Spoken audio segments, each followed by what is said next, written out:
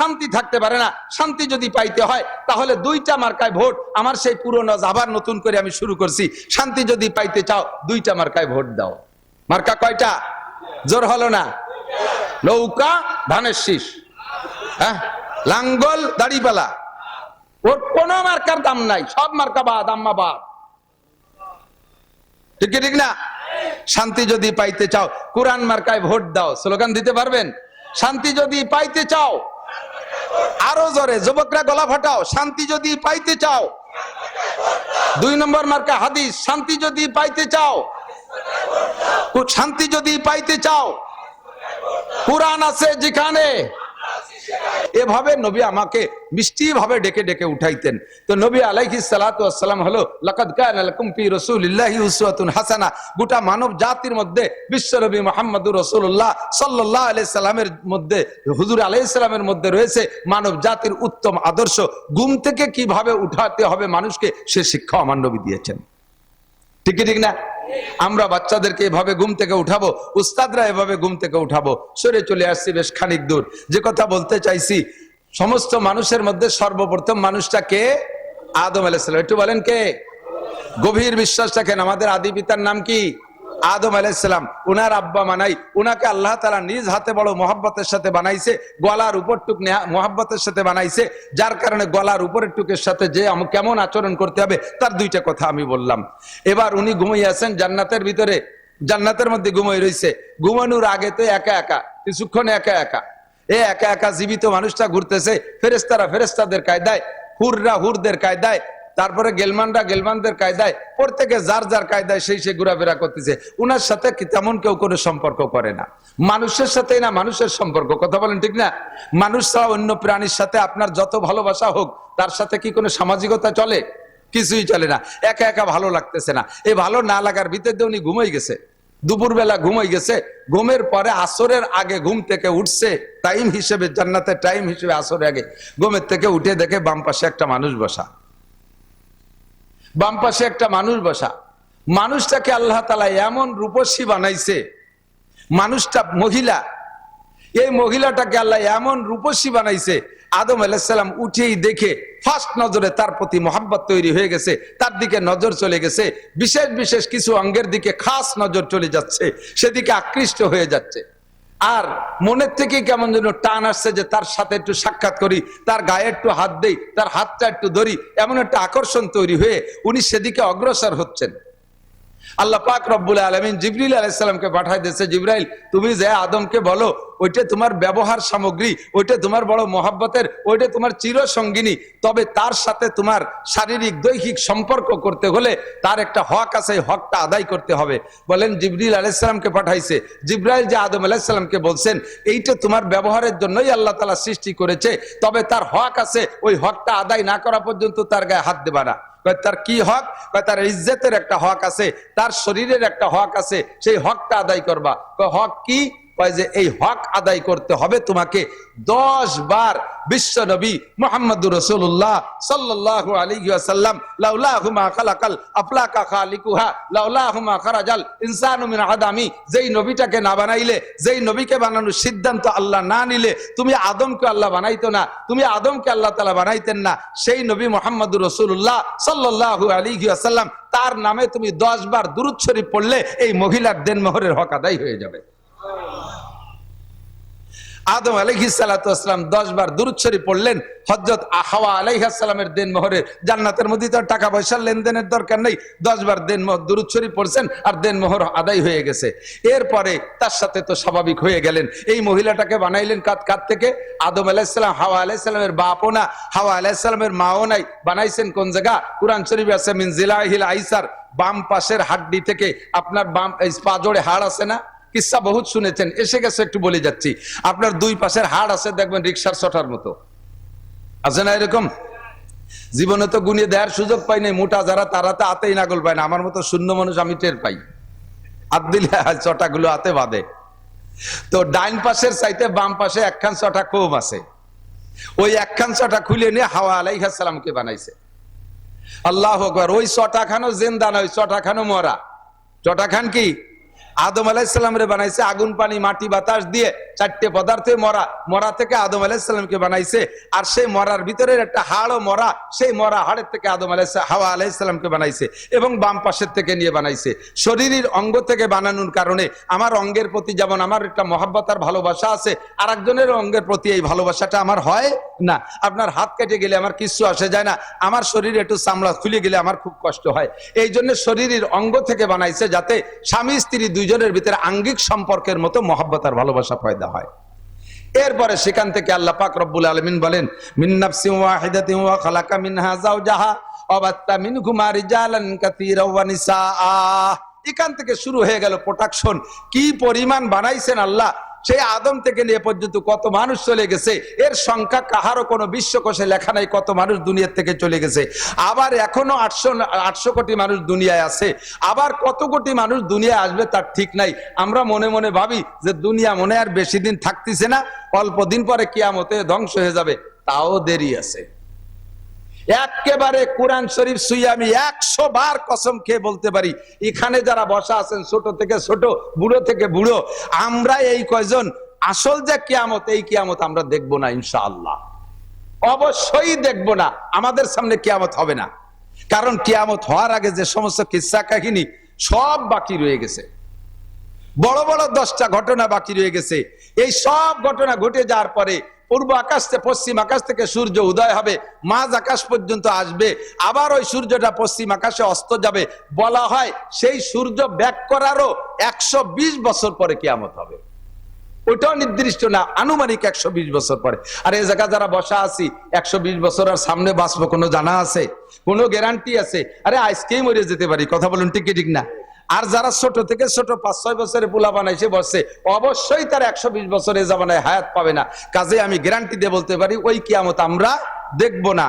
ও দোস্ত, এই কিয়ামত পর্যন্ত কোটি কোটি মানুষ হবে, সব মানুষের গোড়া একটা মানুষ আদম আলাইহিস সালাতু ওয়াস সালাম। ওই মানুষটা কলেজে পড়ে না, ওই মানুষটা বিশ্ববিদ্যালয়ে পড়ে না, ওই মানুষটা কোনো মাদ্রাসায় পড়ে না, দুনিয়ার কোনো মাদ্রাসায় পড়ে না, ওই মানুষটা কোনো দুনিয়ার সাধারণ মানুষ না। আল্লাহ পাক রব্বুল আলামিন সৃষ্টি করে গোটা মানব জাতির রূহকে এক জায়গা করে আদম আলাইহিস সালামকে বাছাই করে উনাকে নবুয়তি শিক্ষা দিয়া, আসমানি কিতাব শিক্ষা দিয়া, 104 খানা আসমানি কিতাবের ইলম শিক্ষা দিয়া আল্লাহ তাআলা তাকে দুনিয়ায় পাঠিয়েছেন। বলি না সুবহানাল্লাহ। আমাদের আব্বাজির নাম আদম আলাইহিস সালাম। বলেন আব্বাজির নাম কি? আদম আলাইহিস সালাম। বান্দর আমাদের আব্বা না, ঠিক কি ঠিক না? বান্দর আমাদের আব্বা না। তো আমাদের আব্বাজি আদম আলাইহিস সালাতু ওয়াস সালাম থেকে শুরু হইয়া সর্বশেষ মানুষটা বিশ্ব নবী মুহাম্মদুর রাসূলুল্লাহ, নবুয়তি সিরিয়ালে শেষ নবী মুহাম্মদুর রাসূলুল্লাহ। মুহাম্মদুর রাসূলুল্লাহর পরে আর কোন নবী আসবে? জোর হলো না? নগরকান্দার থেকে শুরু হইতে হবে, সালতার থেকে শুরু হইতে হবে। ইনশাআল্লাহ এই এলাকায় কোনো কাদিয়ানি ফিতনা থাকতে পারবে না, পারবে না। সমন্বয়ের বাংলাদেশ চলতেছে, সমন্বয়ের বাংলাদেশ চলতেছে, সংশোধনের বাংলাদেশ চলতেছে, সংস্কারের বাংলাদেশ চলতেছে। বর্তমান সরকারের উপদেষ্টা মন্ডলী যারা, তারা বিভিন্ন সেক্টরে সংস্করণ করতেছে। যেখানে যে ত্রুটি বিগত আলারা করে রেখে গেছে, যে বিগত আলারা করে রেখে গেছে সংবিধানের ভুল, সবগুলোকে সংস্করণ করে সাইজ করতেছে। কাজেই এই মুহূর্তে সংখ্যাগরিষ্ঠ মুসলিম কান্ট্রি বাংলাদেশের লক্ষ কোটি জনতার পক্ষ থেকে মাননীয় প্রধান উপদেষ্টার কাছে এবং উপদেষ্টা মন্ডলীদের কাছে আমাদের মনে প্রাণের একটা প্রস্তাব, একটা দাবি, আপনারা সংস্করণ করবেন। বাংলাদেশে থাকবে বহুজাতিক মানুষের বাংলাদেশ। এর ভিতরে মুসলমান থাকবে, হিন্দুরা থাকবে, খ্রিস্টানরা থাকবে, বুদ্ধরা থাকবে, কাফেরও থাকবে, ইহুদি থাকবে, নাসারা থাকবে, সবাই থাকবে, কাদিয়ানিরাও থাকবে, সবাই থাকবে। তবে যার যার নিজ নিজ ব্যানারে পরিচয় দিয়ে থাকবে, কথা বলুন ঠিক ঠিক না? মুসলমানের ব্যানারে থাকবে, মুসলমানের ব্যানারে কোনো অমুসলমান থাকতে পারবে না। কাদিয়ানি গ্রুপ এরা নিজেদের পরিচয় দেয় ভাই আহমাদি মুসলিম জামাত। আহমাদি মুসলিম জামাত আপনারা জানেন কি জানেন না জানি না, তাদের নবী দাবি করে তারা গোলাম আহমদ কাদিয়ানিকে। ও কি সত্য না মিথ্যা? ও মোমেন না কাফের? আমার নবীর এগেনস্টে, আমার আল্লাহর এগেনস্টে যদি কেউ খুদাই দাবি করে সেও যেমন কাফের। আমার আল্লাহ, আমার নবীর এগেনস্টে আরেকজন যদি নবী দাবি করে সেও কাফের। আর তাকে যারা নবী মানবে তারাও কাফের। আর এই কাফের রে, এই কাদিয়ানিকে যারা কাফের বলতে লজ্জা পাবে, কাফের বলতে ভয় পাবে, কাফের স্বীকৃতি দিতে এলোমেলো করবে, তারাও কাফের। তাদেরকে কাফের বলার স্লোগানের সময় যারা মুখ বন্ধ করে রাখবে তাদেরও ইমানের মধ্যে ত্রুটি আছে। বিগত সরকার বিএনপি সরকারের কাছেও দাবি জানাইতাম, আমরা আমলিগ সরকারের কাছেও দাবি জানাইছি, কাদিয়ানীদেরকে বাংলাদেশে বসবাস করবে না তা না, তাদের থাকতে নিষেধ করি না, তারা থাকবে, তবে তাদের কাফের ব্যানারের অধীনে থাকবে, তারা মুসলিম জামাতের অধীনে থাকতে পারবে। যেহেতু সংস্কারের যুগ চলতেছে, মিডিয়ার মাধ্যমে পাঠায় দেব সংস্কার, যারা আছেন উপদেষ্টা মন্ডলী, এখানে আপনারা সংস্করণ করবেন। বাংলাদেশে কোনো কাদিয়ানি মুসলমানের নামে থাকতে পারবে না, তারা কাফেরের নামে থাকবে, তাদেরকে কাফের ঘোষণা দিতে হবে। কথা বলুন ঠিক ঠিক না? আমাদের নবী মুহাম্মাদুর রাসূলুল্লাহ সাল্লাল্লাহু আলাইহি ওয়াসাল্লাম, আমার নবী নিজেই বলেন, আনা খাতামুন নবিয়্যিন লা নাবিয়্যা বাদি, আমি শেষ নবী, আমার পরে আর কোনো নবী আসবে না, আর কোনো নবীর দরকারও হবে না। ঠিক কি ঠিক না? আমার নবী এসেছিলেন এই মাসে, আমার নবী চলে গেছেন এই মাসে। আসছিলেন নবী 63 বছর আগে, চলে গেছেন 63 বছর আগে। একটু ঠান্ডা মাথায় বুঝে নিতে হবে দুইটা কথা। এ কথার পরে আমি আলোচনার দিকে চলে যাব। দুইটা কথা বুঝে নিতে হবে, যেহেতু মাসের পর তাকা যায়, আর তো আপনাদের এলাকায় 12ই রবিউল আউয়ালের আগে আমি ফিল পাচ্ছি না, কাজেই আজকে বলবো, কেউ বেখেয়াল হবেন না। দুইটা কথা, একটা হলো একটা লোক জন্ম নেছে যে টাইমে 63 বছর আগে জন্ম নেছে, তার জন্মের দিনটা বড় আনন্দের ছিল। বিশেষ করে যদি কোনো ফ্যামিলিতে শুধু কন্যা সন্তান হয়, 4-5টা মেয়ে হয়েছে, 4-5টা মেয়ে হওয়ার পরে তাও তা আবার কালা কালা মেয়ে হয়েছে, বাপে পরপরে গুটি খানিক মাইয়ে দেখিয়ে মনটা খুব খারাপ, স্ত্রীর সাথে কথাই কয় না। হঠাৎ করে শেষবার অতর্কিত ভাবে আল্লাহ তাআলা আবার একটা বাচ্চা দিয়ে ফেলাইছে। এই বাচ্চাটা পুত্র সন্তান, এই বাচ্চাটা পুত্র সন্তান, চেহারাটা একেবারে উজ্জ্বল, চাঁদের মতো ফুটফুটে। এই 6টা মাইয়ে যে আগে কালা হয়েছে, তাদের পর যে অসন্তুষ্ট ছিল সব মুছে যাবে, সব ধুয়ে যাবে একটা নেককার এরকম সুদর্শন পুত্র সন্তান দেখে। ঠিক না? কত খুশি সে, খুশি তার বউ খুশি, পুরো তার বোনগুলো, তা কি বলা হয়, সে বাচ্চাটার বোনরা খুশি, বাড়ির সবাই খুশি। এই তার জন্মদিনে একটা মহা আনন্দ হয়েছে। তারপরের থেকে নিয়ে প্রত্যেক বছর তার জন্মদিন উপলক্ষে একটা কেক কাটাকাটিও বাঙালিরা করে থাকে, এটা যদিও কুপ্রথা, একটা আনন্দ করে থাকে। এভাবে চলছে তার জীবন ভরে। হঠাৎ করে লোকটা মারা গেছে, যুবকটা, যখন তার বয়স হয়েছে 26, 27, 28, টলমলে যুবক, দেখতে তো সেরকম নায়ক। গ্যাঞ্জাম ফাসাদ, গন্ডগোল ফাসাদের ভিতরে যুবকটা মারা গেছে।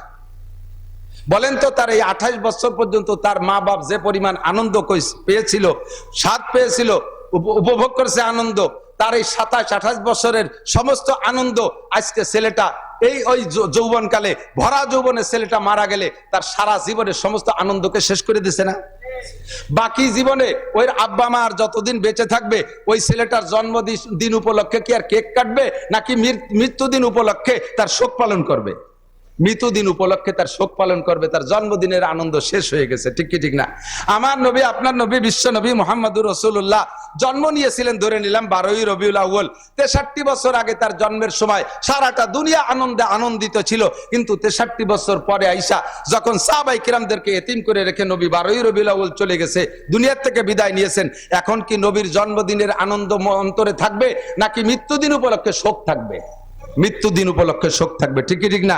12ই রবিউল আউয়াল কাজেই সমস্ত মুসলমানদের আনন্দের দিন নয়, আনন্দের দিন চলে গেছে আগে, এটা আমাদের শোকের দিন। শোকের দিনটা আমরা শোক পালন করব, সেই শোকের পরিবর্তে ইহুদ নাসারারা কুচক্র করে আমাদের ভিতরে সেই দিনটাকে 12ই রবিউল আউয়াল এক শ্রেণী মানুষের মাধ্যমে নবীর জন্মদিবস উপলক্ষ তৈরি করে আমাদের শোককে অন্তর থেকে দূর করে দিয়ে সেটাকে আনন্দ উদযাপন করায়, ঈদে মিলাদুন নবী হিসেবে আমাদেরকে দিয়ে উদযাপন করায়। এটা আমাদের নবীর সাথে বেয়াদবি ছাড়া আর কিছুই না। কাজেই 12ই রবিউল আউয়াল সামনে আসলে আমরা এই দিন দুরুদ পড়বো, বেশি নবীর শানে দুরুদ ও সালাম পড়বো, আমরা সোয়াব রেসানি করবো। ঠিক আছে না? ইনশাআল্লাহ ও দিনটা আমাদের আনন্দের দিন না, যুবকরা, ও দিনটা আমাদের শোকের দিন। তোমরা যারা যুব সমাজ আছো, যুব সমাজ বিভিন্ন প্রোগ্রাম করবা, এই দিনটা তোমরা নবী আলাইহিস সালাতু ওয়াস সালামের শানে শোক দিবস পালন করবা, এই দিনটা তোমরা ইবাদত বন্দেগীর মধ্যে কাটানোর চেষ্টা করবা এলাকার জনগণকে নিয়ে। আমার নবী মুহাম্মদুর রাসূলুল্লাহ এই মাসে চলে গিয়ে আমাদেরকে শোকাক্রান্ত করেছেন। সেই মাসে আমরা একটা ধর্মীয় আলোচনা নিয়ে বসছি। এখন বাংলাদেশে যে অবস্থা, প্রেক্ষাপটটা সকলেই জানতেছেন। আমরা এক ধরনের আনন্দ উপলব্ধি করতেছি, সেটা হলো বিশেষ করে উলামা ইকরামের দিক তাকান।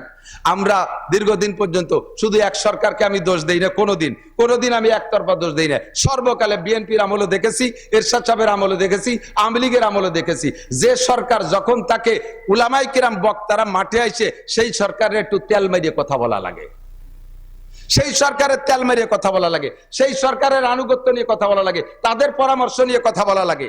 আল্লাহর রহমতে বর্তমানে এই সময়টা আমাদের চলতেছে উন্মুক্ত পরিবেশ। আমরা কোরআন সুন্নাহকে সামনে নিয়ে মানুষের দোষ ত্রুটি কি আছে এগুলো আমরা আলোচনা সমালোচনা করার অধিকার রাখি, আমাদের বাধা দেওয়ার আর কেউ নাই। কথা বলেন ঠিক কি ঠিক না? উন্মুক্ত পরিবেশে আমি আপনাদের কাছে জানতে চাই, এই পরিবেশটা আমরা কেন তৈরি করছি? যুবকদের চেষ্টায় ছাত্রদের আন্দোলনে আমরা সকলে সহযোগিতা কইরা একটা পরিবেশ তৈরি করেছি।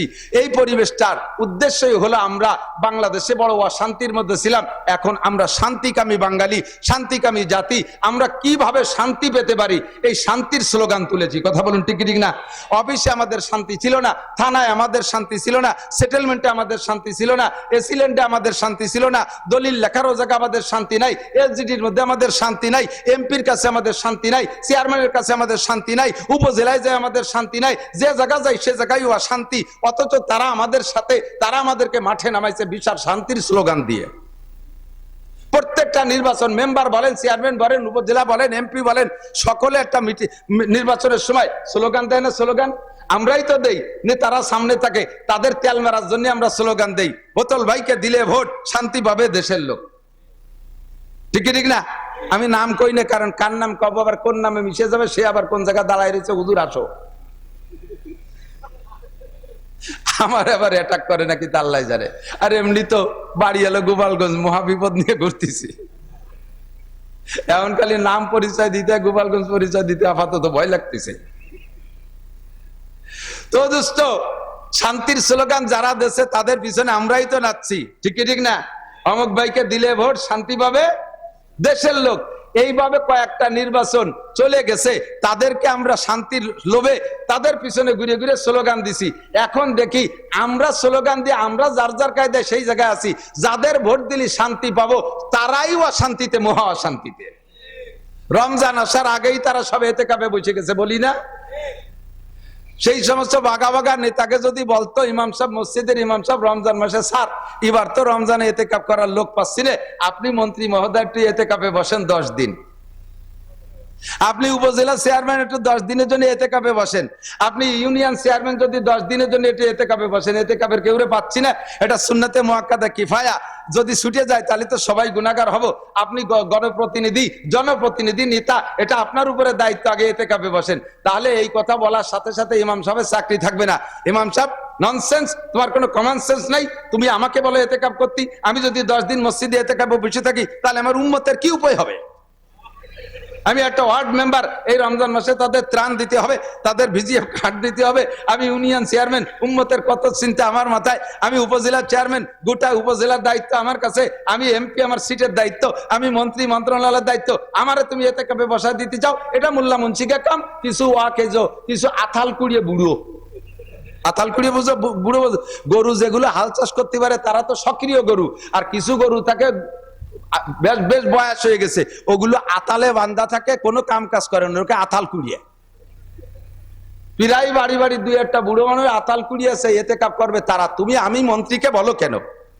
আল্লাহ পাক রব্বুল আলামিন বলেন, হে মন্ত্রীরা, হে উপজেলা চেয়ারম্যানরা, এমপি মহোদয়, যদি রমজানে 10টা দিন এতেকাফ করতি, বছরে একটা চিল্লে যদি আল্লাহর রাস্তায় দিতি, তাহলে রমজান আসার আগে ওয়াসমা তোদেরকে ওই জেলখানার এতেকাফে বসাই দিতাম না।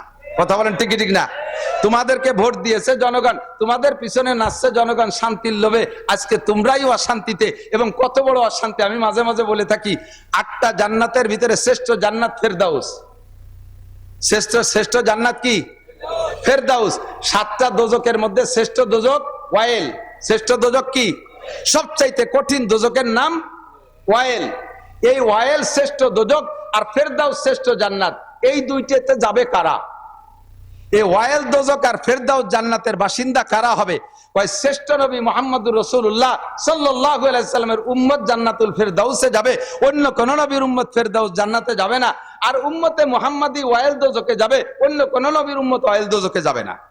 কারণ যারা শান্তিরও সবচাইতে শ্রেষ্ঠ শান্তির দাবিদার অধিকারী হবে, যাদের নামে বরাদ্দ আছে শ্রেষ্ঠ জান্নাত, শ্রেষ্ঠ শান্তি, সেই জাতি যাবে শ্রেষ্ঠ জাহান্নামে। সাধারণ কয়েদি যারা আছেন আপনারা এলাকায় একটু কিলেকিলি মারামারি ঘুষোঘুষি করে টেরে একটু কেসে পড়ে জেলখানা যান, আপনাকে জেলখানা হলো বাড়ির দ্বারে ফরিদপুর। আপনারা সুখ শান্তি এই সমস্ত সালতা নগরকান্দার বাজার দিয়ে, আর আপনাদের জেলখানা ফরিদপুরের জেলখানা। আর যারা সোনারগাঁও হোটেল আর সিরাটন আর বিদেশে বিদেশে বড় বড় দামি দামি হোটেলে আরাম করে আসে, বিদেশি হুর গেলমান নিয়ে আল্লাহ তাদের জন্য জাহান্নাম জেলখানা রাখছে, সেই রকম সবচাইতে কঠিন সেলের ভিতরে তাদেরকে রাখা হয়। কথা বলেন ঠিক ঠিক না? শান্তি সব শেষ হয়ে গেছে তাদের। এই জন্য আমরা আর মানুষের পিছনে শান্তির স্লোগান দিতে রাজি। মুখ দিয়ে বলেন শান্তির স্লোগান মানুষের পিছনে দিতে রাজি। যাদের পিছনে শান্তির স্লোগান দিছি তারা নিজেরাই অশান্তিতে এবং গোটা বাংলাদেশকে অশান্তির আগুনের ভিতরে ফেলাই দিয়ে গেছে। ঠিক কি ঠিক না? যে দল বলেন না কেন, এ দল ও দল সে দল, এ পিঠ ও পিঠ সব পিঠ, কোন চাষিবা কোন সালুন খার জম। আমাকে ওই দেশে ওই পাশের বাংলায় কয় কোন চাষিবা জম কোন সালুন খার জম। সব চাষিরে চিনি, সালুন খারজম সব চাষি। কাজেই আর আমরা অশান্তির দিকে পা বাড়বো না। আমার আল্লাহ যেখানে শান্তির কথা বলেছে শান্তি সেখানেই আছে। ঠিক কি ঠিক না? শান্তির পরিচয় কার হাতে? শান্তি দিতে পারে কে? আল্লাহ পাক শান্তি দিতে পারে। মানুষের শান্তি দিতে পারে কোটি কোটি টাকার মালিক। দেখেন কত বড় বেইজ্জতি অপমানি, দাড়ি কটা বুড়ো কালে চাইছিয়া সাধারণ একটা 150 টাকা দামের লুঙ্গি ভরিয়া একখান বাড়াইতে নৌকোয় কোনাকুনি কোন জায়গা যেন যাচ্ছিল। এর চেয়ে বড় আর বেইজ্জতি অশান্তি হতে পারে বলেন? তার টাকা এখনো পর্যন্ত 80,000 কর্মচারী বেতন নিচ্ছে, তার ইন্ডাস্ট্রি কলকারখানা সব চলতেছে, 80,000 কর্মচারীতে তার টাকা দিয়ে বেতন নিচ্ছে, অথচ সে একটা সিগারেট খাটটা পাচ্ছে না। তাহলে টাকার মধ্যে শান্তি আছে? ইন্ডাস্ট্রিজের মধ্যে শান্তি আছে? তার ইন্ডাস্ট্রিতে তৈরি হওয়া ঔষধ আমরা কিনে খাচ্ছি, অথচ সে একটা বড়ি পাচ্ছে না। কতক্ষণ? তাহলে ইন্ডাস্ট্রিজের মধ্যে শান্তি নাই। হ্যাঁ যুবক আমার দিক টাকা নড়াচড়া করিস না, ভালো করে বুঝে নে। বুড়ো গুলো বুড়ো হয়ে গেছে, অত কইছি না আথাল কুড়ি হওয়া কাজে লাগে না।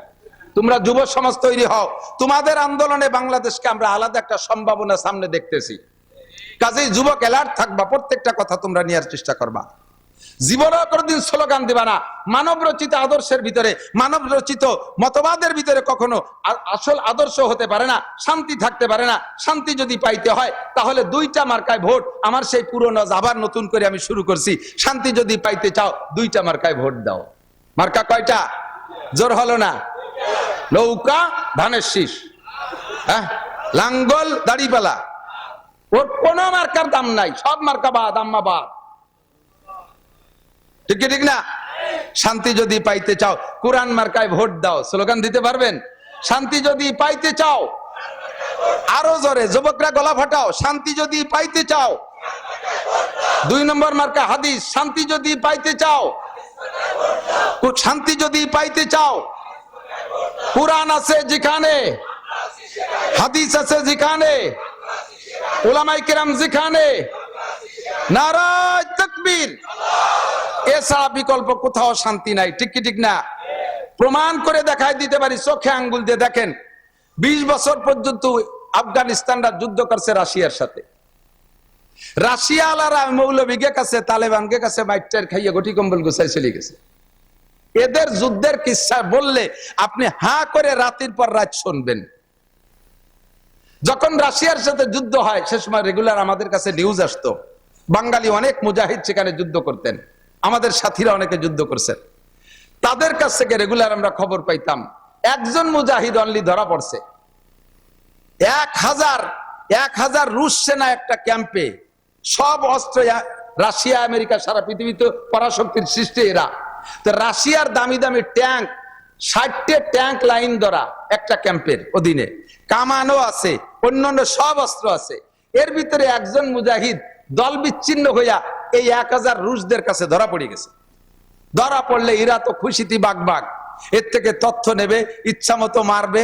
দেখেন না ইঁদুরে, বিড়ালে ইঁদুর পাইলে দৈরেই কিন্তু মাইরে সিঁড়ি বুড়িয়ে খায় না, বেশ কিছুক্ষণ বলি খেলে। দেখছেন না, ছাড়িয়ে দিয়ে ফুস করে একটু তামাশা করে, আবার উপর দিক ফিয়ে মারে, এরকম ধরে বসে এই বলি খেলে, তামাশা করে। বিড়ালে যেমন ইঁদুর নিয়ে বলি খেলে, এই একটা মুজাহিদ পাইয়া রুশরা বলি খেলতেছে। এরপরে তাকে গুলি করার আগে বলছে, তোরা মৌলবীরা গল্প দিস, তোরা নাকি চুন ছুটাই দিয়ে টুপলা বানায় এরকম ফিকে মারিস, তাতে বলে ট্যাঙ্ক বাস্ট হয়ে যায়। ফাও কথা, ফাও কোন জায়গা? এই ট্যাঙ্কের উপর দিয়ে বোমা মারলেও ট্যাঙ্ক বাস্ট হয় না, আর তোমরা চুন ছুটাই দিয়ে টুপলা বান দিয়ে ফিকে মারলে ট্যাঙ্ক বাস্ট হয়। যদি এরকম কিছু দেখাতে পারিস তাহলে তোরে ছেড়ে দেবো, আর যদি না পারিস তাহলে তো যা করার তা করতেছি, আরো করবো, শেষ পর্যন্ত করব। তো উনি মুজাহিদ, আল্লাহর বুজুর্গ, উনি বললেন তা ঠিক আছে, আমার এক বদনা অজুর পানি দাও। এক বদনা পানি দেছে, অজু বানাইছে, 2 রাকাত নামাজ পড়ার সুযোগ চাইছে, নামাজ পড়ছে, সিজদায় যাইয়া বলছে, আল্লাহ ইন কুতিলতু মিয়াতা মাররা ফালা ফামা উবালি, আমার যদি 100 বার হত্যা করা হয়, আবার 100 বার তুমি জীবিত করে দাও, আবার 100 বার তারা মারে, আমার কিচ্ছু আসে যায় না, আমি একটু অন্তর থেকে মেনে নেব। ও রব্বুল আলামিন, তোমার কোরআনকে, তোমার ইসলামকে এই কাফের মুশরিকদের সামনে আজকে একটু বলন্দ করে দেখাই দিবা, তোমার কুদরত একটু দেখাই দিবা। আমারে যতবার মানুষ, আমার কোনো দুঃখ নাই, আমার কোনো আক্ষেপ নাই, তোমার কুদরত একবার একটু দেখাই দাও। আল্লাহ পাক রব্বুল আলামিনের কাছে সিজদায় পড়ে কান্নাকাটি কইরা এরপরে উঠিয়া এক মুঠ বালু নেছে।